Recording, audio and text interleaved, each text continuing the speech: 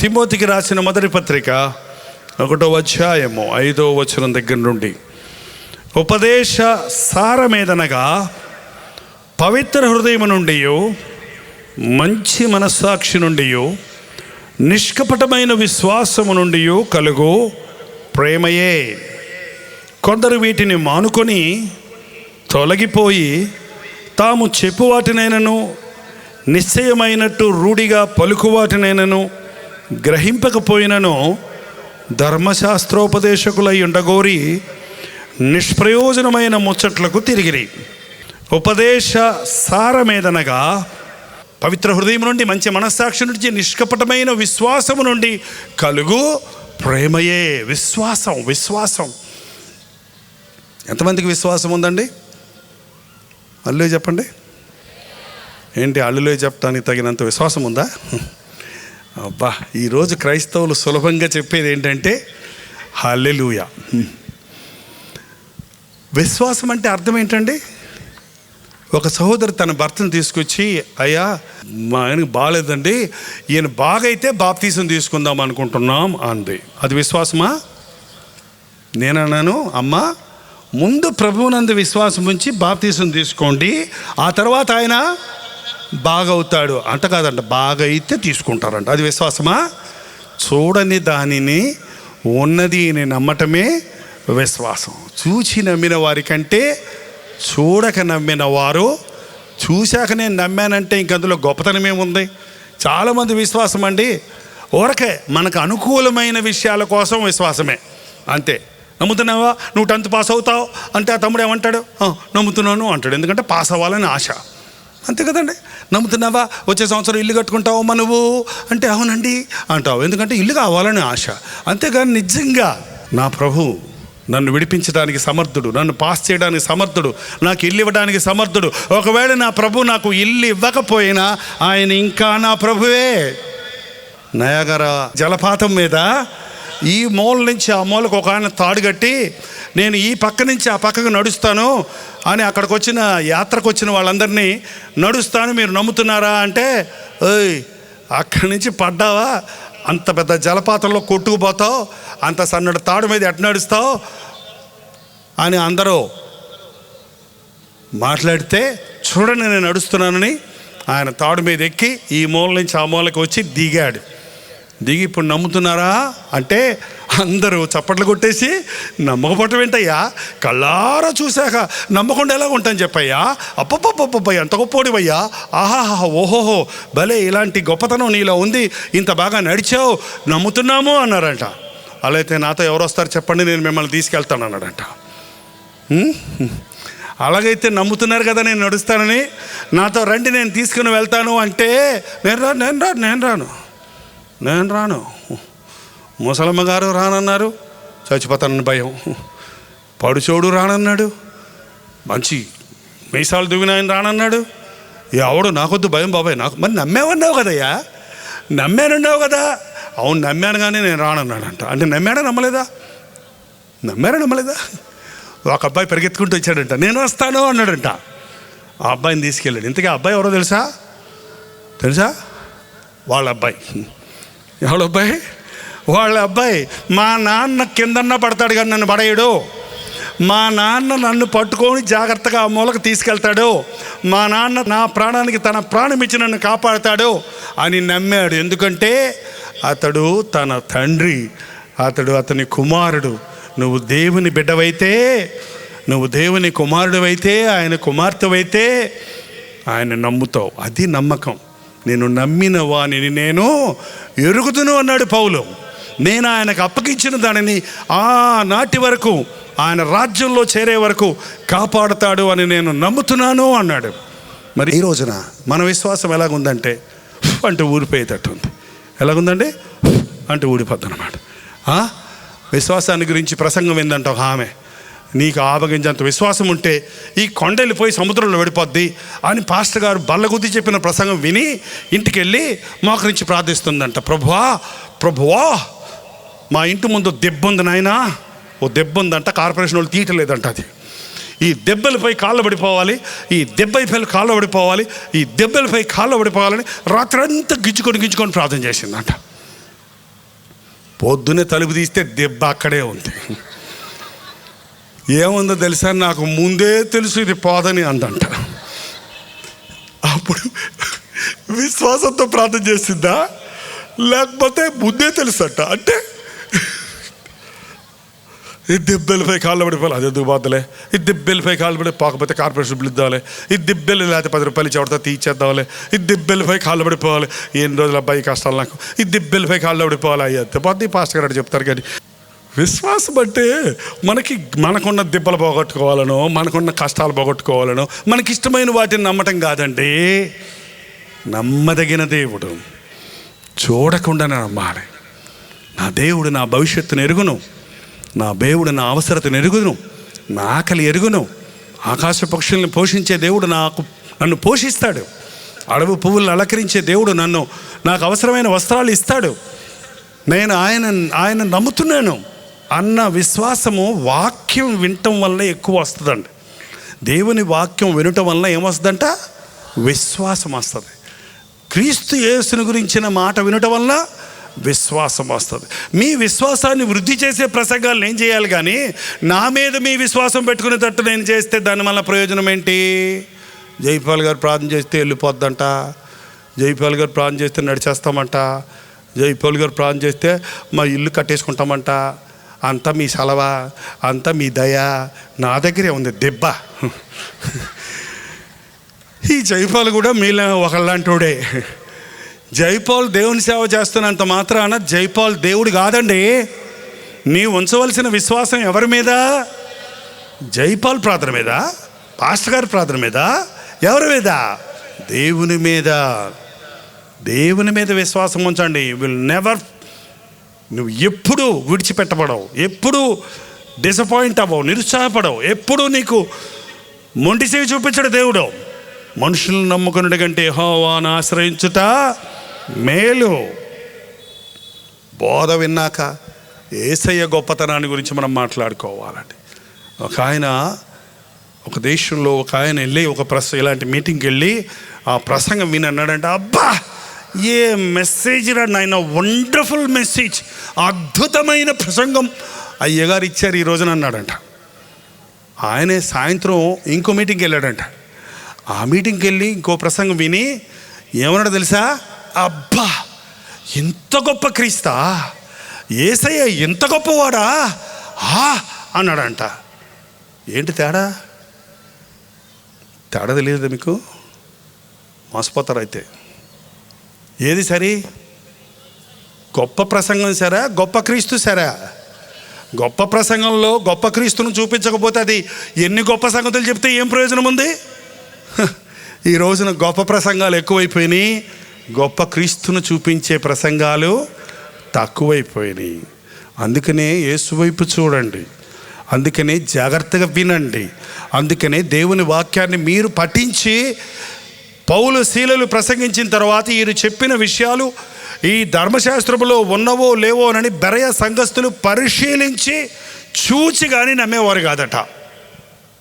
మంచి దినాలలో మంచి మనస్సాక్షి, పవిత్రమైన హృదయం, నిష్కపటమైన విశ్వాసం, వాటిలో నుంచి ఇచ్చే ప్రేమ క్రైస్తవుల్లో కారిపోతూ ఉండాలి. ఏంటో తెలుసండి? ప్రేమ. ఏ ప్రేమ? సినిమాల ప్రేమ, సిగ్గులేని ప్రేమ, ఏంటండి వరసవాయిలు లేని ప్రేమ, ఏంటండి జంతు ప్రేమ, ఏమంటే లోక ప్రేమ కాదు. ఇది క్రీస్తు ప్రేమ, నిస్వార్థమైన ప్రేమ, పవిత్రమైన ప్రేమ, హేతువు లేని ప్రేమ, కొలతలేని ప్రేమ, ఆరని ప్రేమ, ఆగని ప్రేమ, నిరంతరమైన ప్రేమ. ఈ ప్రేమ దేవుని వాక్యాన్ని చదివి ధ్యానించే వారి జీవితంలో అదే వస్తుందండి. దానంతటది అదే ఉత్పత్తి అవుతుంది. ఈ రోజున క్రైస్తవుల్లో అని చెప్పేవారిలో కూడా కనబడింది ఏంటంటే ప్రేమ లేదు. ప్రేమ లేదు. పౌలు అన్నాడు, దేవదూత భాషలతో నేను మాట్లాడిన, బీదలకు నా ఆస్తి అంతా పంచిచ్చిన, నా శరీరాన్ని అర్పణ చేసిన, కొండలను పెకలించగలిగిన విశ్వాసం నాకున్నా, ప్రేమ లేని వాడినైతే నేను వ్యర్థుడను, డబ్బాను. ఏం లేదు, డబ్బా చప్పుడు చేస్తుంది, లోపల ఏముండదు అందులో. ఏమంటే ప్రేమను మాటల్లో వలకపోస్తారు చాలామంది. ప్రేమను ఏదేదో చేసి చూపిద్దామని 4 పంచులు పంచి వీడియోలు తీసి ఊరంతా చూపిస్తారు. మేమే కనుక పేదలకు ఆహారం పంచి పెడుతున్నాం అంటాడు. ఒకరోజు పంచుతారు, వీడియో పెట్టుకొని తీయమంటారు, మళ్ళీ చూపిస్తారు, మళ్ళీ ఆ డబ్బులు మీ దగ్గర నుంచి అడుగుతారు, మళ్ళీ అందరికీ చూపించి మళ్ళీ ఏదో చేసేస్తున్నామంటారు. తీరబోతే అక్కడ ఏమీ లేదు. ఎందుకు వచ్చిన ధర్మకార్యాలు? ఈ చేతితో చేసింది ఆ చేతికి తెలియకుండా చేయమన్నాడు. మీ పరలోకపు తండ్రి మీకు ప్రతిఫలం ఇచ్చేటట్టు మీరు చెయ్యండి. నీ దగ్గర ఏముందో అది చెయ్యి. నీ పక్కోళ్ళ దగ్గర పోగు చేసేది కాదు. దొంగ ప్రేమలు, మోస ప్రేమలు, అబద్ధపు ప్రేమలు ఈ రోజున చూస్తున్నామే. కానీ త్యాగంతో కూడిన ప్రేమ, దేవుని వాక్యాన్ని వినేవారు వారి జీవితాల్లో చూపించగలుగుతారు. యేసుక్రీస్తు ఈ లోకంలో ప్రేమ చూపించాడు. ఆయన్ని కొడుతున్నప్పుడు, తిడుతున్నప్పుడు, హింసిస్తున్నప్పుడు వారిని ద్వేషించలేదు, వారిని శపించలేదు, వారి మీద తిరగబడి తిట్టలేదు, కొట్టలేదు. తండ్రి వీరేమి చేయించున్నారో ఎరుగరు గనుక వీరిని క్షమించమన్నాడు. నీ దగ్గర అటువంటి ప్రేమ, సహనం, ఓర్పు అనేవి నీలో కనబడుతున్నవా? వాక్య బోధలో ఉండే సత్యసారము సారం ఏంటంటే, వాక్యాన్ని విన్న తర్వాత ప్రభువా మాకు ఇల్లు దయచేయి, ఇల్లు దయచేయి, ఇల్లు దయచేయని ప్రార్థన. నాకు విశ్వాసం దయచేయనైనా, నాకు ప్రేమ దయచేయ్యా, నాకు పవిత్ర హృదయం దయచేయనైనా, నాకు మంచి మనస్సాక్షి దయచేయి ప్రభువా అని మీరు ఇంటికి వెళ్ళి ప్రార్థించకపోతే ఈరోజు నేను సరైన ప్రసంగం చేయలేదన్నమాట. ఒకసారి ఒక సహోదరి సహనాన్ని గురించి విందంట. సహనం దయచేయమని అడుగు ప్రభువుని. ఇంటికి వెళ్ళి ప్రార్థన మొదలుపెట్టిందంట. ప్రభువా అర్జెంటుగా సహనం దయచేయి, అర్జెంటుగా సహనం దయచేయి, అర్జెంటుగా సహనం దయచేయి అంటుందట. అరే సహనం కావాలంటే అర్జెంటు కట్ట వస్తుంది. సహనముతో నేను కనిపెట్టుకున్నాను. భక్తులు బాధించబడ్డప్పుడు సహనముతో నేను కనిపెట్టుకున్నాను. యోబు సహనంతో కనిపెట్టుకున్నాడు. 10 మంది బిడ్డలు చచ్చిపోయారు, ఆరోగ్యం పోయింది, ఉన్న భార్య తిట్టింది, స్నేహితులు వచ్చి సతాయిస్తున్నారు పక్కన కూర్చొని, ఓడికి విసిగిచ్చేస్తున్నారు. కానీ నా సహనంతో నా రక్షకుడు కొరకు కనిపెట్టుకున్నాను. నా విమోచకుడు నాకు సహాయం చేస్తాడు, నన్ను అర్థం చేసుకుంటాడు, నన్ను విడిపిస్తాడు, నన్ను ఆదరిస్తాడు అని నమ్మి ఓర్పుతో కనిపెట్టాడు. కాబట్టి పోగొట్టుకున్నవన్నీ 2 ఆశీర్వాదము తిరిగి పొందారు. క్రీస్తు బిడ్డలు నేర్చుకోవాల్సింది సహనం, ఓర్పు, దీనత్వం, విధేయత, ప్రేమ, సాత్వికం. మీకు తెలుసండి, ప్రేమ, సంతోషం, సమాధానం, దీర్ఘశాంతం, దయాళుత్వం, మంచితనం, సాత్వికం. ఆశానికి 9 అయిపోయినాయమ్మా, ఒకటి మధ్యలో వదిలేశారు. ఈ చెప్పటమేనా లేకపోతే ఇవన్నీ మనం సంపాదించుకుంటున్నామా? మనలో ఉన్నాయా? ఎంత ప్రేమ ఉంది, ఎంత విశ్వాసం ఉంది, ఎంత సమాధానం ఉంది, ఎంత సంతోషం ఉంది? నన్ను సంతోషంగా ఉండేవట్లేదండి అన్నాడు ఆయన. ఏది ఎవరు ఉండేవట్లేదు? నేను సంతోషంగా ఉందామంటే అందరూ వచ్చి నన్ను సంతోషంగా ఉండేకుండా చేసేస్తున్నారండి అంట. అదేంటి? ఏమంటే ఇంగ్లీష్లో 2 మాటలు ఉన్నాయి, హ్యాపీనెస్ అండ్ జాయ్. హ్యాపీనెస్ అనేది హ్యాపెనింగ్స్తో వస్తుంది. అందరూ మనల్ని పొగుడుతుంటే, అన్నీ బాగుంటే, అన్నీ చక్కగా ఉంటే మనం సంతోషంగా ఉంటాం. బట్ జాయ్ అనేది లోపటి నుంచి వస్తుంది, హృదయంలో నుంచి. చుట్టూ ఎలాంటి పరిస్థితులు ఉన్నా అంతరంగంలో నుంచి సమాధానం, సంతోషం ఉంటుంది. అందుకే ప్రభువు అన్నాడు, నా శాంతి మీకు ఇచ్చి వెళ్తున్నాను, నా సమాధానం మీకు ఇచ్చి వెళ్తున్నాను, నా సంతోషం మీకు ఇచ్చి వెళ్తున్నాను. అది లోకం ఇచ్చినట్టు కాదు. శ్రమల మధ్యలో, పోరాటాల మధ్యలో ఎవరు తీసివేయలేని సంతోషం దేవుని వాక్యాన్ని పట్టుకున్న వారికి దొరుకుతుందండి. మీరు ఆధ్యాత్మిక వీరులు అవ్వాలని, శూరులు అవ్వాలని, మీ అంతటా మీరు సాతానును చిత్తుగా జయించే వారిగా మారాలని, మీ పరలోకపు తండ్రికి మీకు ఏవి కావాలో అవి అడిగి పొందాలని దేవుడు ఆశిస్తూ ఉన్నాడు. దేవునికి నీ నరులకును మధ్యవర్తి ఒక్కడే, ఆయన క్రీస్తు యేసు అను నరుడు. మరి మేమెందుకు పాస్టర్లమంటే మిమ్మల్ని దేవునితో జతపరచడానికి, మిమ్మల్ని దేవుని వైపు మళ్లించడానికి, మీరు ప్రభు వైపు చూసి మీరు ప్రభువు కలిసి సమాధానపడడానికి ఒక పనిముట్టుగా, ఒక స్వరముగా, ఒక సేవకుడిగా పనిచేయడానికి అంతే. మేము దేవుళ్ళం కాదు. ఈ రోజున చాలామంది దేవుని వాక్యాన్ని కలిపి చెరిపెడివారుగా ఉన్నాడు. ఈ సత్యాలను ప్రకటించకుండా దేవుని వాక్యము ఎవరికి అన్నప్పుడు ఇక్కడ ఒక పెద్ద లిస్ట్ ఇచ్చారు. మళ్ళీ ఒక్కసారి తిమోతికి రాసిన మొదటి పత్రికలోకి వెళ్దాం. ఎక్కడి నుంచి ఆపామో అక్కడికి వెళ్దాం. చూడండి 6వ వచనం చూడండి. కొందరు వీటిని మానుకొని తొలగిపోయి తాము చెప్పువాటినైనను నిశ్చయమైనట్టు రూఢిగా పలుకువాటినైనను గ్రహింపకపోయినను ధర్మశాస్త్రోపదేశకులై ఉండగోరి నిష్ప్రయోజనమైన ముచ్చట్లకు తిరిగిరి. కొందరు వీటిని మానుకొని, వీటిని మంచి మనస్సాక్షి, పవిత్ర హృదయము, నిష్కపటమైన విశ్వాసము, ప్రేమ అనే అంశాలను విడిచిపెట్టి ఏం చెప్తారంట? ముచ్చట్లకు తిరిగారంటండి. కబుర్లు, ఎంటర్టైన్మెంట్ అంటారు చూడండి. ఎంటర్టైన్మెంట్కి తెలుగులో ఏమంటామండి? వినోద కార్యక్రమం ఏంటమ్మా? కాలక్షేప కార్యక్రమాలు, వినోద కార్యక్రమాలుగా క్రైస్తవ సభలు అయిపోతున్నాయండి. ఎంత భయంకరం! కాలక్షేపం కోసం కాదు ఇక్కడ సంగీతం, కాలక్షేపం కాదు ఇక్కడ పాట పాడేది, కాలక్షేపానికి కాదు ఇక్కడ సభలు. గుండెలు బాదుకోవడానికి, గుండెల్లో నుంచి దేవునికి మొరపెట్టడానికి, పాటలు వింటున్నప్పుడు పాటల్లోని సారాన్ని గుంజుకొని ఆదరణ పొందడానికి, ప్రార్థనాత్మను కలిగి ఉండడానికి, కడగబడటానికి, ఆదరించబడటానికి. అంచె దినాల్లో ముచ్చట్లు ఎక్కువైపోతాయంట, కాలక్షేపాలు ఎక్కువైపోతాయి. అద్భుతాలు, మాయలు, మంత్రాలు అనే మాట మానేసి ఈ రోజున అద్భుతాలు, ఆశ్చర్యాలు అంట. కడుపు నొప్పి పోయింది, ఆశ్చర్యం, అద్భుతం, కొట్టండి చప్పట్లు అంటే కొట్టకండి, కొట్టేస్తాను రెడీగా ఉన్నారు. ఏదో మీటింగ్లో నేను ఒంగోలులో కావాలి, నన్ను యేసుప్రభు అద్భుతంగా మార్చాడు, ఆయన సేవకు నేను అప్పగించుకున్నాను అంటే అందరూ చప్పట్లు కొట్టారు. నేను ఆపమన్నాను. నన్ను మార్చాడు, నేను దేవుని సేవ చేస్తాను, నువ్వేదో చప్పట్లు కొడతావు? నువ్వు మారితే కొట్టు, నువ్వు దేవుని సమర్పించుకుంటే కొట్టు. నేను మారినందుకు నువ్వు చప్పట్లు కొడితే నీకేమొస్తుంది చెప్పు?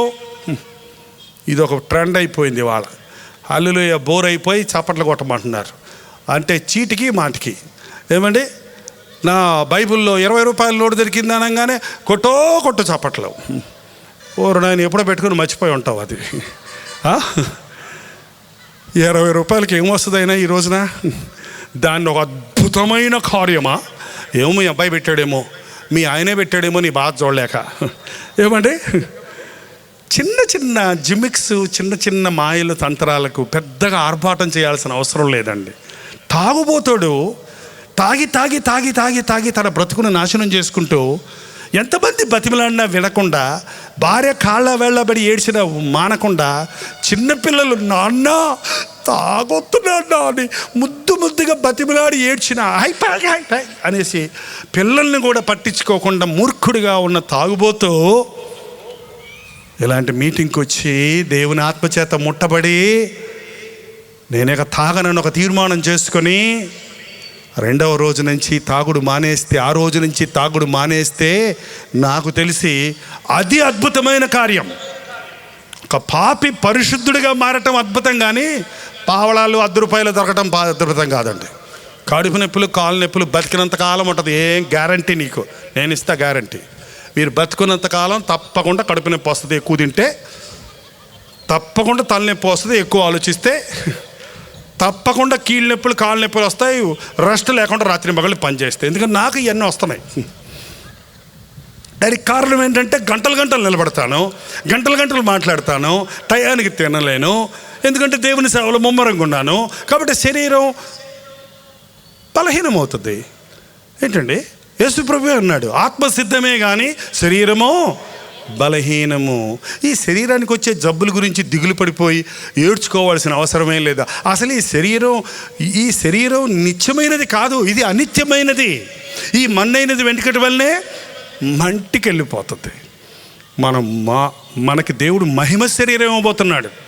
పర్వాలా ఒక కాలు లేకపోయినా నీకు, పర్వాలా ఒక కన్ను లేకపోయినా నీకు, పర్వాలా ఆపరేషన్ చేసి ఒక చెయ్యో శరీరంలో ఒక భాగమో తీసేసిన, నీవు దేవుని బిడ్డిచ్చే రక్షణ అనుభవాన్ని సంపాదించుకుంటే పరలోకం వెళ్ళినప్పుడు నీవు పరిపూర్ణమైన ఆరోగ్యంగా, పరిపూర్ణమైన స్వరూపంతో, పరిపూర్ణమైన అవయవాలతో, దేవుడిచ్చే మహిమ శరీరంతో ఆయనను బోలి జీవిస్తావు. అది క్రైస్తవ భక్తి యొక్క సారం. దయచేసి తలలు వంచండి, ప్రార్థించుకుందాం. ప్రభువా, ఇదిగో నా రోత హృదయం, ఇదిగో నా పాప హృదయం నీ పాదాల దగ్గర పెడుతున్నానయ్యా. నాకు ఒక నూతన స్వభావం దయచేయి, నూతన హృదయం దయచేయి. ఈ రోజు నుంచి నేను నూతన జీవితం జీవించాలి. ఎవడైనా నువ్వు క్రీస్తు యేసునందు ఎడల వాడు నూతన సృష్టి అన్నది నా పట్ల నెరవేరాలయ్యా. నా బ్రతుకులు నా చుట్టూన్న వాళ్ళు చూడాలయ్యా. ఈ అద్భుతం నాకు చాలయ్యా, ఈ అద్భుతం నాకు చాలయ్యా. నాకు నూతన స్వభావం దొరికిందన్న అద్భుతం నాకు చాలు యేసయ్యా. నోరు తెరిచి ప్రతి ఒక్కరు అడుగుదాం. హృదయాన్ని కఠినపరుచుకునకండి. కాలక్షేపం కాదు ఇది, సమయాన్ని వృధా చేసుకోవడానికి కాదు ఇది. ఇది దేవునితో ఒక నిబంధన చేసుకునే సమయం, ఒక తీర్మానం చేసుకునే సమయం. నీ గురి ఏంటో, నీ బ్రతికేంటో తీర్మానించుకునే అతి శ్రేష్టమైన క్షణం ఇది. ఇక్కడ నుండి నేను యేసుతో నడుస్తా, నేను యేసు కొరకు బ్రతుకుతా, నేను ఆయన వాక్యానుసారంగా జీవిస్తా, నేను ఆయన బిడ్డగా బ్రతుకుతాను అని తీర్మానం చేసుకోండి. ఒక అద్భుతం దేవుడు చేస్తాడు. నువ్వు ఎంతటి పాపివైనా, నువ్వు ఎలాంటి పాపివైనా, చిన్న పాపివైనా పెద్ద పాపివైనా, అసహ్యమైన కార్యాలు చేసేవాడివైనా, చిన్న చిన్న పాపాలు చేసేదానివైనా, దేవుడు నిన్ను క్షమించడానికి, నీకు నూతన హృదయాన్ని, పవిత్ర హృదయాన్ని ఇవ్వడానికి ఈ రాత్రి సిద్ధంగా ఉన్నాడు. నోరు తెరిచి ప్రతి ఒక్కరూ ప్రార్థన చేద్దాం. ప్రార్థన. పరిశుద్ధుడా, ప్రేమగల తండ్రి, ఒక్కసారి మమ్మల్ని చూడు నాయన. ఈ ఆవరణలో నిలబడి ఉన్న నీ బిడ్డలను చూడు నాయన. ఏ గుండెల్లో ఎలాంటి గుబులుందో చూడయ్యా, ఎలాంటి వేదన ఉందో చూడయ్యా. కొందరు వారి పాపముల కొరకు పశ్చాత్తాపడుతుండగా వారికి నీ ఆదరణ దయచేయి నాయన, వారికి నీ క్షమాపణ దయచేయి ప్రభువా. దేవా, ఇక్కడ ఏ బాధతో నీ బిడ్డలు నిలబడి ఉన్నారో, ఏ అవసరతతో నిలబడి ఉన్నాడో, నా బ్రతుకులో ఈ పాపము నుండి నాకు విడుదల లేదే, నా జీవితంలో సమస్తం పోగొట్టుకున్నానే, నష్టాలు కష్టాలు పాలైపోయానే, ఇంకా నాకు ఒక గురుందా, ఇంకా నాకు ఒక నూతన బ్రతుకుందా అని కృంగిన వారిని ఒక్కసారి చూడు నాయన.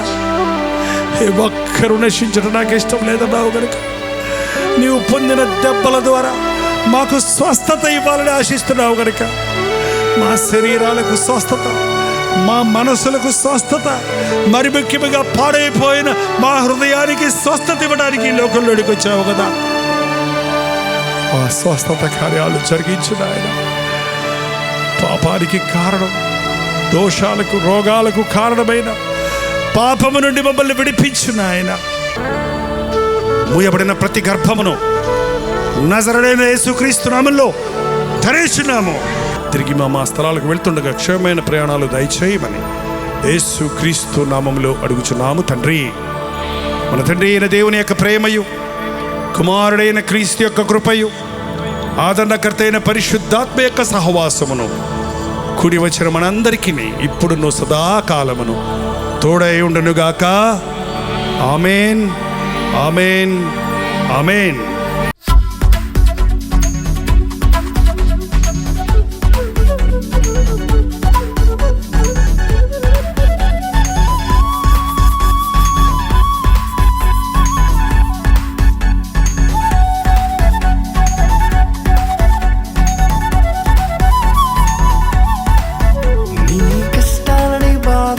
శ్రమలన్నీ తీర్చే అనాథుడు యేసే. నీ కష్టాలని బాధలన్నీ శ్రమలన్నీ తీర్చే అనాథుడు యేసే. ఆది నుండి ఉన్నవాడు ఆ దేవుడు.